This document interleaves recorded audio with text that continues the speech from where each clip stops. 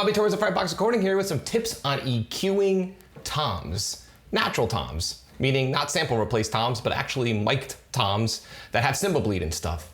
I don't know about you, but this is something I struggled with for eons. I'd record my toms and my drums in general.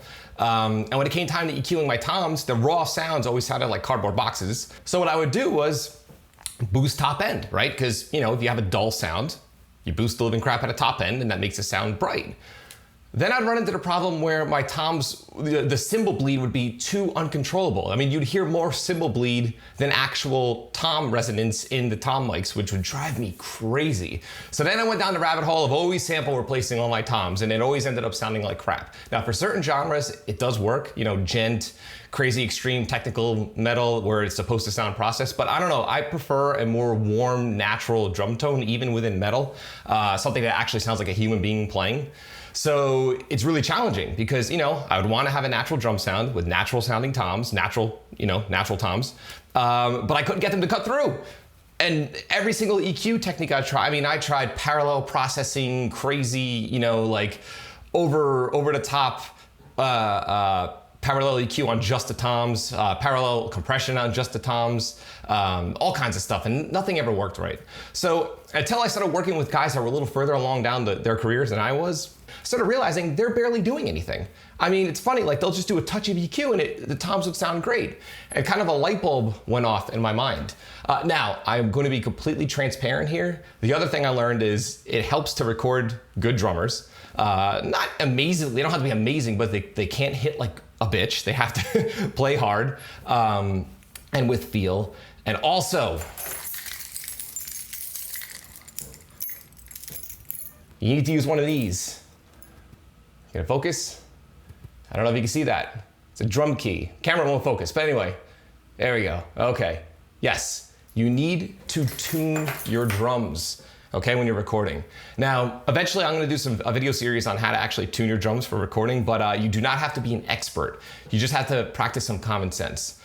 For years, like anyone else, I would just rush through the recording process, throw up some mics, because I wanted to get to the mix. I thought the magic was always within the mix, and it's honestly not true. Yes, the mix is super duper important, and you can make or break your production while you're mixing, but you really have to get things right at the source. Again, I have mine on my keychain because I do not want to be caught dead without a drum key on me, whether I'm doing live sound or I'm recording drums within a recording session. So yes, so that's that. Okay, so I have an audio sample here that's utilizing the technique that's kind of evolved for me throughout the years. And the more it's evolved, the simpler and simpler it's become. So hopefully this is something you could eventually use in your own productions and it'll make your life easier. I know the tom thing drove me insane. I cannot overstate how much I really was obsessed with it for years. Like, almost a decade, 6 years, 7 years, something like that. So anyway, so let's check out this sample. Then I'm gonna dissect exactly what I'm doing to achieve the tone that I've achieved, and we'll take it from there. So here we go.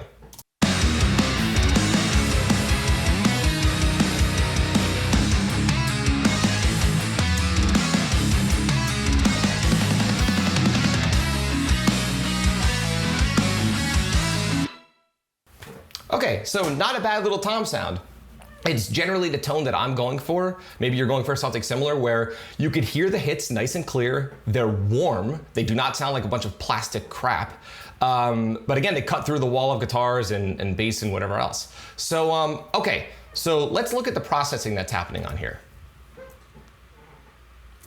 Okay, here are my 2 tom tracks. It's only 2 toms in this session, which I always prefer. For me personally, the less toms, the less drums in general, the better, but not all drummers feel that way.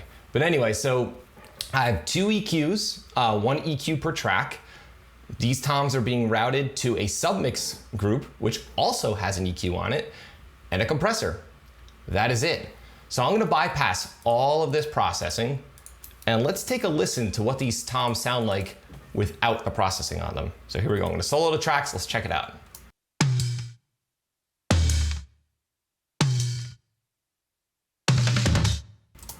Okay, so as you can hear, they have that typical raw, cardboard, boxy kind of tone to them, which is completely normal when you're miking with like a 421 or a 57 or even those Audex drum mic kits. They're all very similar. And you could hear some cymbal bleed in there, right? But it's not taking your head off. What I found is cymbal bleed generally takes your head off and is overbearing once you get crazy with the EQ, which is always the problem that we all face, right? The other thing, if you could tell, right, is that these toms are completely edited in between the hits. I will never do a production where I am not doing this because gating is just too unpredictable, and you can have weird kind of like, you know, the China cymbal will open up the floor tom gate. So I just do it by hand. I go in and I get all of the, you know, I get rid of all this dead space in between the tom hits. I know it's a pain in the ass and it's not the most exciting thing in the world, but trust me, it will help your drum sound. For metal. Now, if I'm doing indie rock or I'm doing something with a retro vibe and I want that bleed, that's completely different, but we're talking about metal here. And metal, as you know, is challenging. Getting that production nice and clean, it takes effort. You cannot cut corners, believe me. So anyway, so I've gone through, I faded the ends, right? Just so it has somewhat of a natural decay. But as you can tell, there's a little bit of cymbal bleed. So how do I deal with that? I'm about to show you. So let's take a look at what EQ is happening on the individual toms themselves. So I'm gonna re-engage the plugins here, and they're just stock Pro Tools plugins. Look at that, look how simple this is. On the rack tom, I'm rolling off everything below about 100 hertz. So anything below that frequency is completely gone, right? And on the floor tom, I'm rolling off everything below 50 hertz. Now, why did I choose 50 hertz for the floor tom and 100 hertz for the rack tom? Because the smaller the drum size, the higher the fundamental frequency or the fundamental pitch. So again, there is no hard and fast rules. I mean, certain drums resonate differently. You have to find what works for you. In this case, I found that everything below those specific frequency ranges was just junk and just cluttering up the drum sound. So that alone will clean up the low end, okay? That'll take care of a lot of the junk that you just don't need in your mix. So from there, I route, to keep things simple, again, this session was recorded with this, you know, the kit was all uniform. I think it was like a Yamaha, nothing special. It was my Yamaha, oh God, Birch Custom, I think. It's like a mid-level kit with Remo pinstripes, which already have somewhat of a bright tone. The heads, Remo pinstripe heads.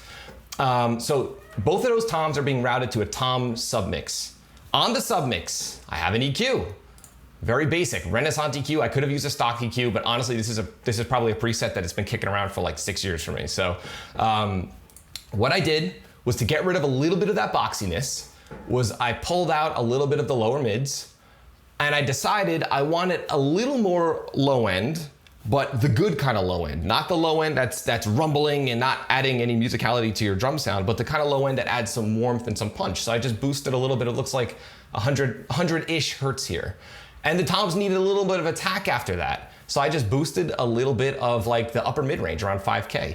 That's it. Now, let's take a listen to the toms with these EQ settings applied, and let's see what we have. So let's check this out. In solo.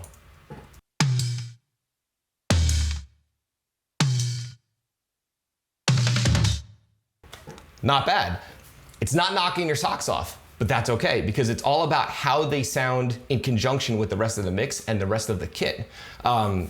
That's a huge mistake I used to make. I used to, you know, just right away dig in, boost top end, do crazy stuff. And that cymbal bleed that you just heard is not noticeable in the mix at all. But in the past, I would have made it noticeable by just overdoing the EQ. Now, there are engineers out there that do get away with boosting the living crap out of top end, and it really depends on the production. Like, I've seen Chris Lord-Alge go nuts with that, but he's dealing with drummers that are, you know, hitting the cymbals super light and smashing on the toms. As a matter of fact, John Bonham in the 70s, they would actually get him to hit the shells super hard and play the cymbals really light. Nowadays, with the way budgets are, you know, we're knocking, you know, 6, 7 whole records worth of drum tracks out in 2 days. This is just the reality of it. To have a metal drummer relearn all his parts while hitting the cymbals light is sometimes just not realistic. So you have to, you know, compensate for that. Not compensate, but take that into account. So in this case, again, a small touch of EQ. It clears out the mud, adds a little bit of warmth, adds a little bit of snap on the top end, and it will work within the mix. Now, I know this video is not about compression, but I'm gonna talk about the dynamics of the tom, because that's important as well, right? We gotta get these toms to punch through in a solid manner. So after that, and I always choose to compress the toms on the bus, because I do not want to over compress my toms. When you over compress your toms, just like boosting top end, you're gonna over exaggerate so much of the cymbal bleed and all kinds of other crap. Sometimes even the snare kicking through the tom mics. In my opinion, that's something you just don't want. So super duper simple. I have a C1 compressor. This thing's been around for like an eternity, and it's just, let's see how much compression is actually being engaged. I'm gonna play the track. I'm gonna play just those toms.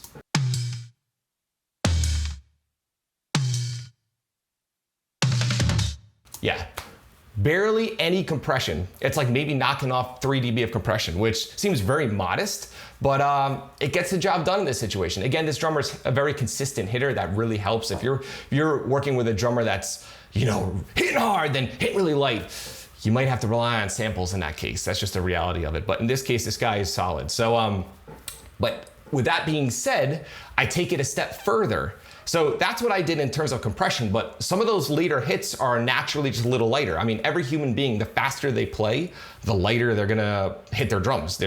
We're humans, we're not robots. So in that case, something that people don't talk about too much for some reason, although all professional mix engineers under the sun do this, you know, this is like 50% of the mix, is automation. Yes, these harder hits are at their normal, you know, whatever I have it set to. I don't even know. I have the fader level at -3 and plus 0.6 on the rack tom, on the floor tom. But down here, at the end of the song, when he hits those faster rolls where he's naturally playing lighter, I automate the volume a little. Do not skimp on automation. Okay, I know everyone wants a magic plugin that's all of a sudden gonna make their stuff sound awesome. The reality is that doesn't exist yet. Maybe someday in the future it will. Right now, you still have to work with good performances.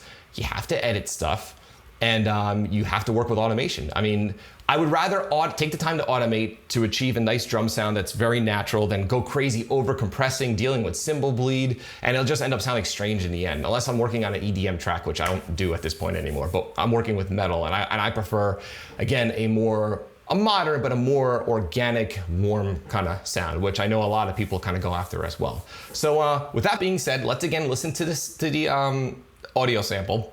And let's listen for that cymbal bleed. That cymbal bleed that's completely apparent, but not overbearing. When you listen to the toms in isolation, you will probably not really notice in the context of the mix, which is the beauty of it. The toms sound warm. They sound like they're part of a drum set. They don't sound like these weird plastic things that just pop out of the mix out of nowhere with weird cymbal bleed. Not to go on a tangent here, but man, I can't even begin to name the amount of projects I did when I started out. These crazy death metal bands would come in. Of course, we weren't recording to a click. Of course, you know, they would all want to hear every single little cymbal hit crystal clear. And I wasn't spot micing cymbals. That's something else I'm gonna get into down the road. And they want to hear every little tom roll completely clear. And it's not gonna happen unless you really take the time to do it the right way. And just practice some common sense and to not over process stuff. So anyway, so let's check this out. The same audio sample, we're gonna play back, and I want you to really listen out for that cymbal bleed. See if you could spot it. Let's see.